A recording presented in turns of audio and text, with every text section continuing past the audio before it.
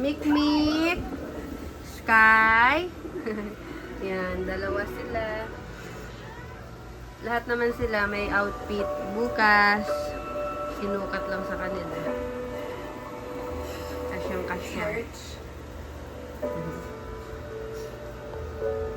Yung ginagawa mo dito, gusto mo siguraduhin na totoo ang patay ng tatay ko. George, maniwala ka man o sa hindi. Nandito ako para makinabay sa'yo. Nang namatay yung tatay ko, ikaw din dyan para makipag-usap sa ama ko. Pag makabulong si tatay, kayo nagkasalanan kung bakit patay na si tatay. George, inatake si Tito Bert. Walang may kasalanan. Dahil nga sa inyo! Walang mangyayari kung magsasisilan tayo. Sa totoo lang, nandito ako kasi umaasa sana ako na mabalik yung pagkakaibigan nating dalawa.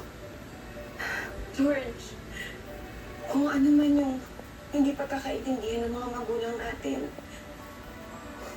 huwag naman tayo magpa-apekto.